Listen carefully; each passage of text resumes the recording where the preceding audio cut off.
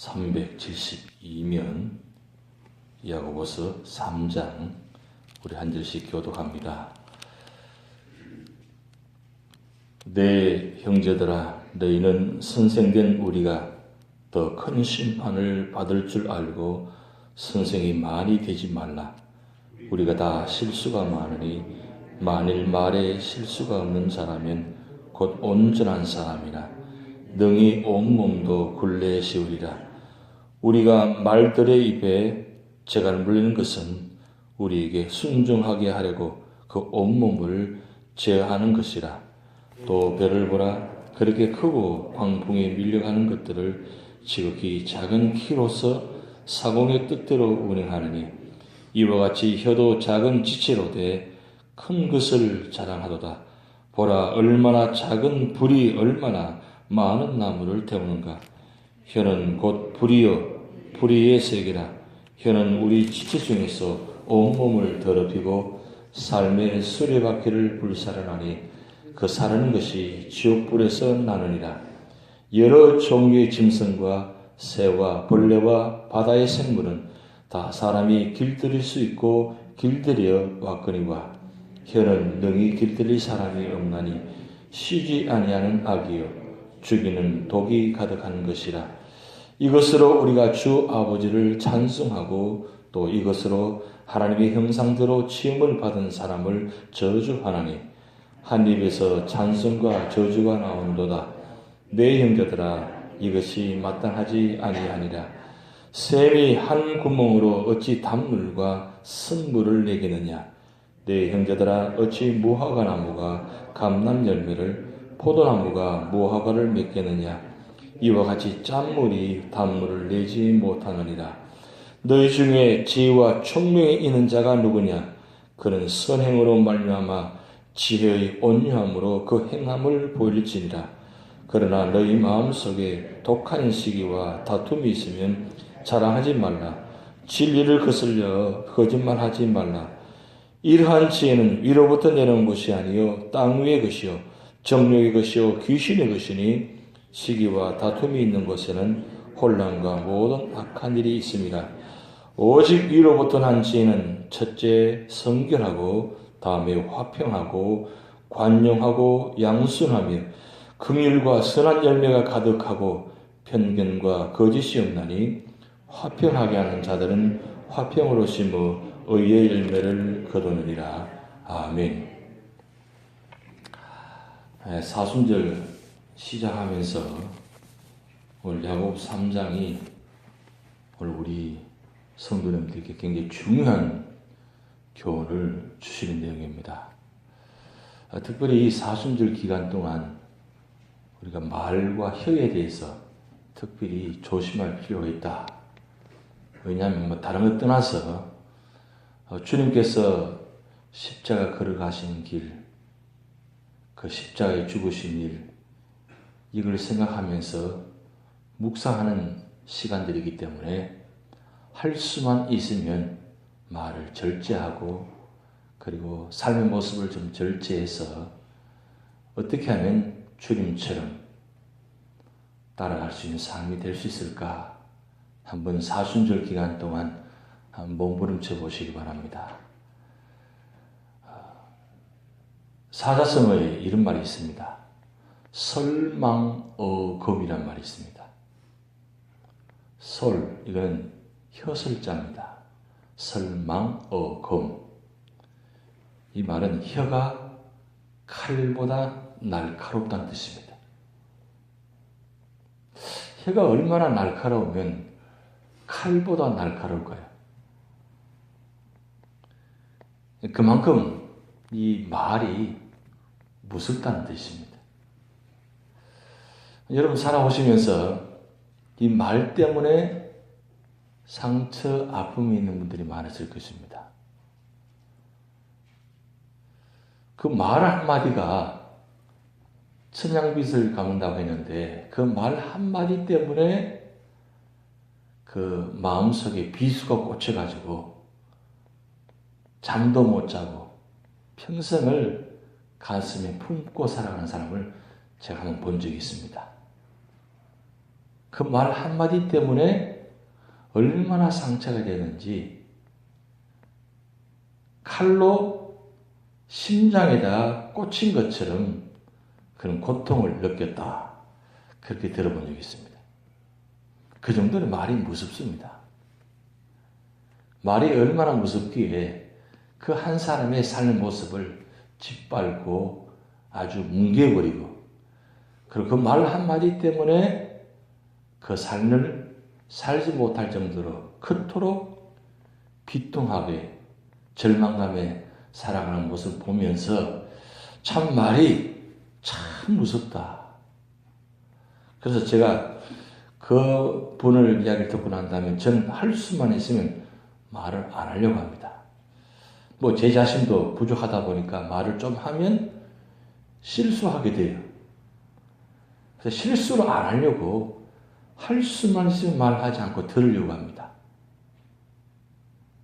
그래서 저 마음속에는 3, 4, 1은 적어도 한 마디 말할 때는 3번 정도는 생각하고 말을 하려고 합니다. 그래도 말을 하면 실수하게 돼요. 2마디 하면 분명히 3마디는 실수하게 되고 참 그 말이라는 게 참 무섭습니다. 쉽지 않습니다. 그래서 성경에는 이 말과 혀에 대해서 가장 많이 잘 나타나는 본문이 오늘 야고보서 3장입니다. 성숙된 신앙인은 성숙된 사람은 제일 먼저 하는 이 자기 혀를 제어하는 사람이다. 여러분 보면 2절 말씀에 우리가 다 실수가 많으니 만일 말에 실수가 없는 사람은 곧 온전한 사람이라 이렇게 나타납니다. 온전하는 말은 이 프라우스라는 말이 원어에 드시는데 힘을 조절한다는 뜻이 있어요. 이 힘을 조절하는 것은 어떤 자기에게 능력이 있습니다. 능력이 있는데 그 능력을 충분히 쓸 수 있음에도 불구하고 그 능력을 쓰지 않습니다. 그리고 어떤 고통 가운데 있음에도 불구하고 그 고통을 고통스럽다 말하지 않고 인내하는 겁니다. 그때 하는 말의 외침이 프라우스 이렇게 외칩니다. 그래서 온전을 지키기 위해서 힘이 있음에도 불구하고 없음에도 불구하고 어떤 역경이 있음에도 불구하고 힘을 조절해서 참고 인내하는 것. 그것을 대표적으로 말씀하신 분이 바로 예수님입니다. 나는 마음이 온유하고 겸손하니.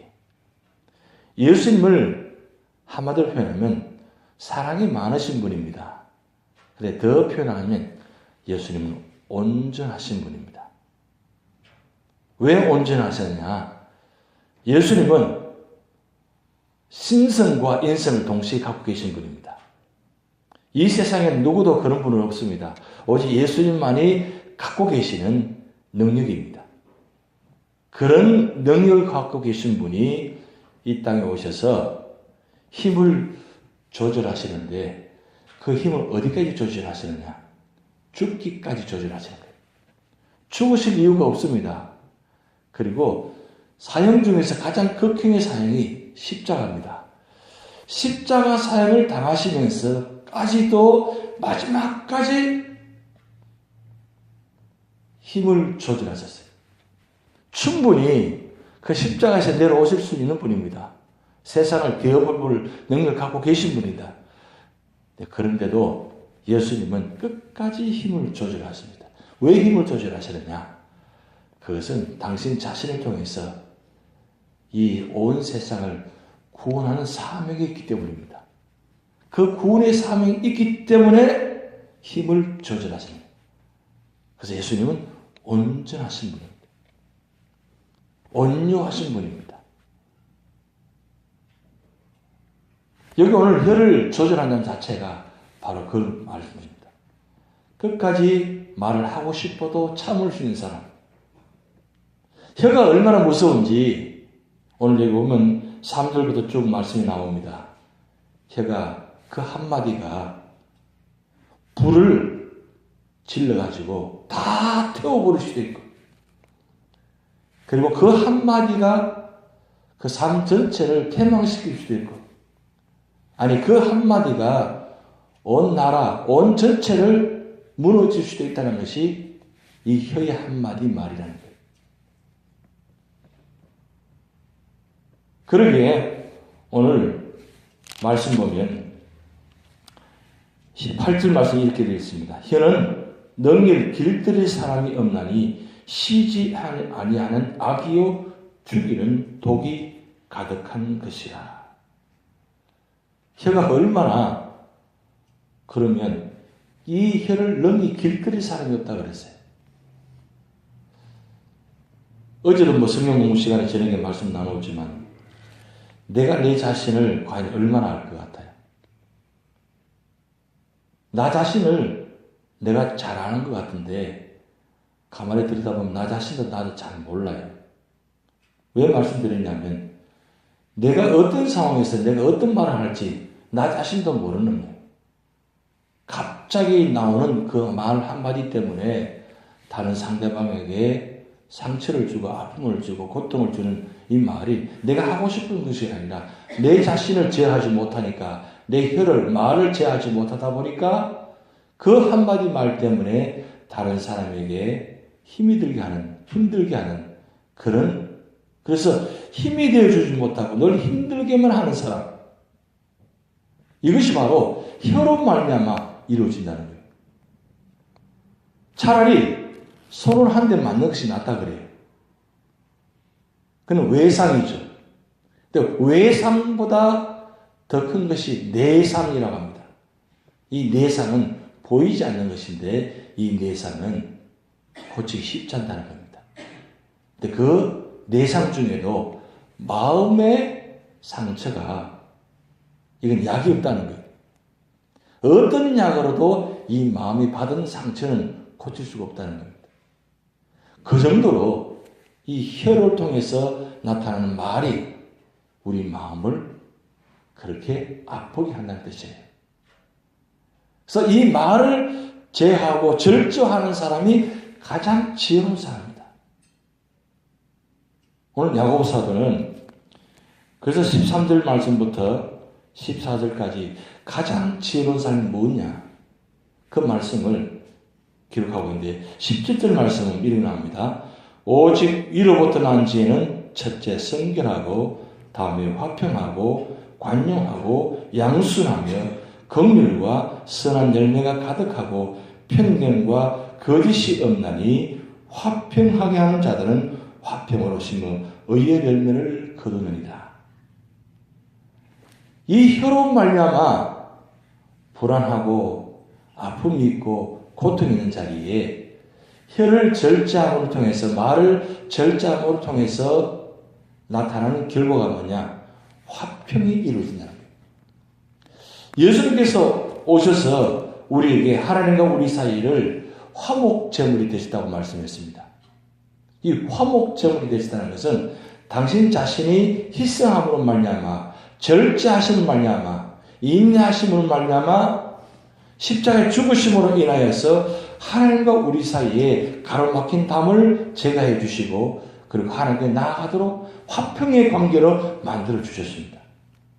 그런 우리를 그렇게 만들어 주셨는데 우리가 오히려 그 화평의 관계를 깨뜨려 버리고 나 자신뿐만 아니라 다른 사람까지도 하나님과의 관계를 화평의 관계로 만들지 못하도록 만드는 것이 우리 삶의 모습이라는 거예요. 그래서 성숙된 신앙인은 하나님과 우리 관계를 화평의 관계로 만들어주는 것이 가장 기본적인 신앙의 모습이라는 거예요.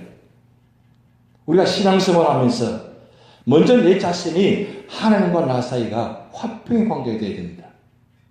그리고 나와 이웃과의 관계가 화평의 관계가 되어야 됩니다.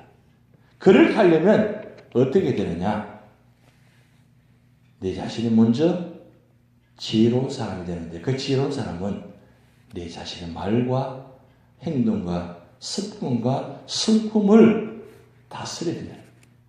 그것이 신앙인의 성숙된 모습이라는 겁니다.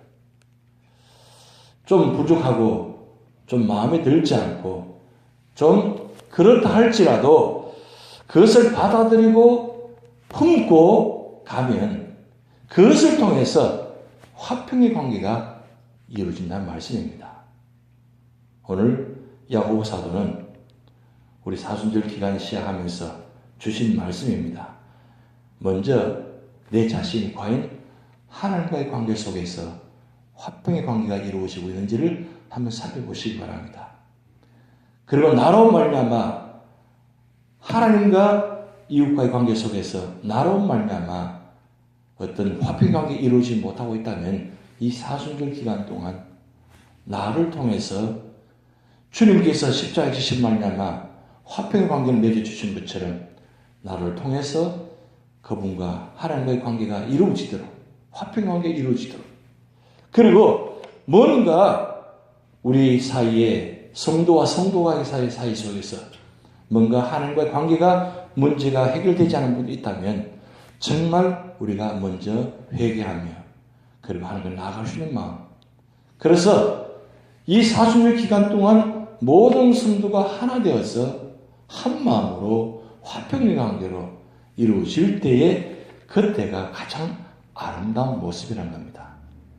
이 사순절 기간 동안 내 한마디 말 때문에 그 사람이 구원받지 못하고 상처가 되고 아픔이 되지 않고 내 한마디 말을 통해서 그 사람을 살리고 그 사람을 구원의 길로 인도한다면 사순절 기간 동안 가장 축복된 길입니다.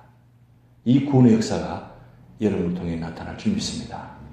다 기도를 마치겠습니다.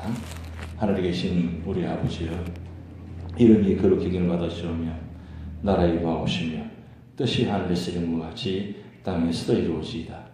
오늘날 우리에게 일용할 양식을 주옵시고 우리가 우리에게 죄진 자를 사하여 준 것 같이 우리 죄를 사하여 주옵시고 우리를 시험에 들게 하지 마옵시고 다만 악에서 구하옵소서. 대개 나라와 권세와 영광이 아버지께 영원히 있사옵나이다. 아멘.